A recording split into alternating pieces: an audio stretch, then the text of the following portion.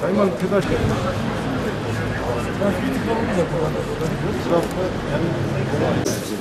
İsimleriniz? Veysel. Hoş geldiniz. Tek kullanım mı kullanıyor? Hoş geldiniz. Her gelen müşterinin mutlaka ilk girişte ellerini dezenfekte ediyorsunuz. Çünkü koltuğa dokunacak. Siz de dokunacaksınız. Girer girmez ellerini dezenfekte ediyor müşteriniz. Evet. Çıkarken de aynı şey. Kolay gelsin. Aleykümselam Sayın Valim. Kolay gelsin. Nasılsınız? Geldiniz. Teşekkür ederim Sayın Valim. Siz nasılsınız? Elhamdülillah. Sağ olun. Ayağınıza sağlık.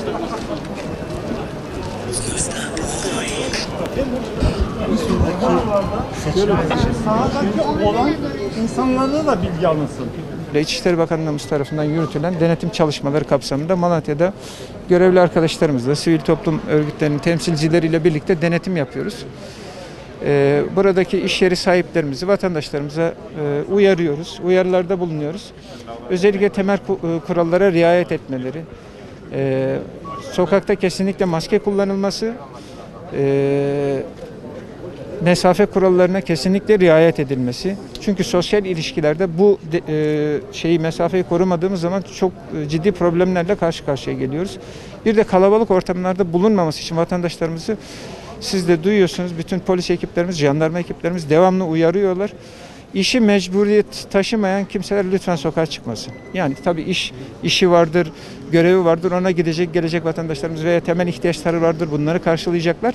Ancak bunun dışında sokakta amaçsızca gezmek, kalabalık oluşturmak, başka insanların sağlığını tehdit etmek demektir. Lütfen buna dikkat edelim. Değerli vatandaşlarımız, Malatya olarak kritik bir aşamadan geçiyoruz. Biliyorsunuz vaka sayısı arttı. Hasta sayılarımız da artıyor. Bununla koşut olarak hastanelerimizde sağlık görevlilerimiz zorlanıyorlar. Yani her gün hastanemiz önünde yüzlerce vatandaşımız test yaptırıyor. Test yaptırmak amacıyla gelmesini görmek bizi üzüyor. Bunun sebebi ne? Bunun sebebi işte bu 3 temel kurala, maske, sosyal mesafe ve temizlik, hijyen kurallarına yeterince riayet etmemek. Bunlara lütfen çok dikkat edelim. Buradan kalabalık yerlerden almış olduğumuz virüsü gidip aile fertlerine bulaştırdığımız zaman hastalarımız var, kronik hastalarımız var, yaşlılarımız var, büyüklerimiz var. Onlara bulaştırırız. Allah muhafaza. Onların sağlığı tehlikeye girer. Onların sağlığı hassas durumda. Yine çocuklarımızı sokağa bırakırken çok dikkatli olalım. Çünkü gençlerde semptom göstermeyen bir virüsle karşı karşıyayız. Hastalıkla karşı karşıyayız. Çocuklarına lütfen denetimli olarak oyun oynamalarını, sosyal ortama karışmalarını sağlasınlar. Sokaklarda boşu boşuna gezdirmesinler çocuklarını. Ailelerimiz çok dikkatli olsunlar. Evlerindeki kurallara riayet etsinler, temizlik kurallarına.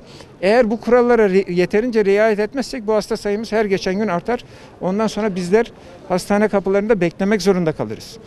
Burada sağlık görevlilerimiz çok ciddi emek gösteriyorlar, alın teri döküyorlar, sağlıklarını tehlikeye atıyorlar. Lütfen onları da düşünelim.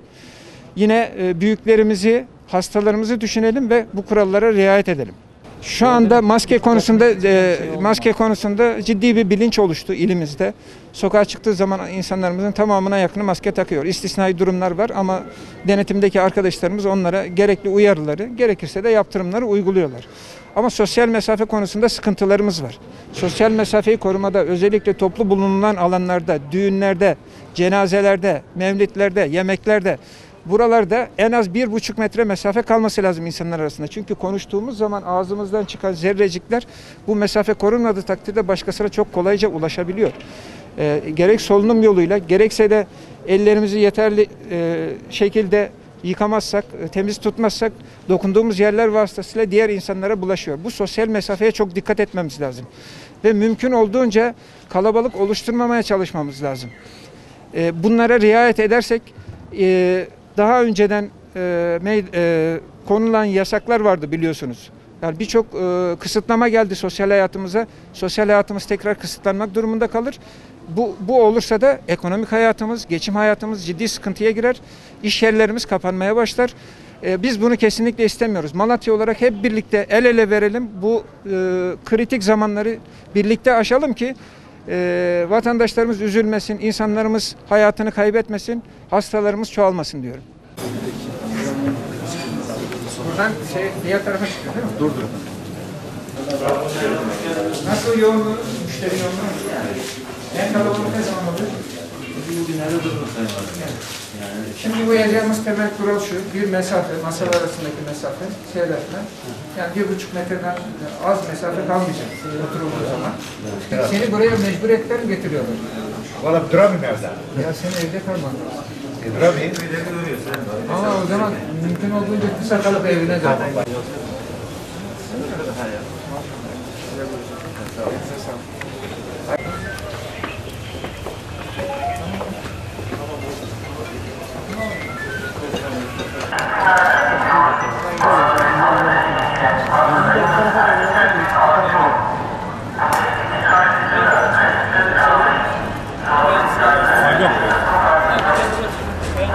Maskenizi takmışsınız. Aman çıkarmayın çarşıda. Kalabalıksa kesinlikle.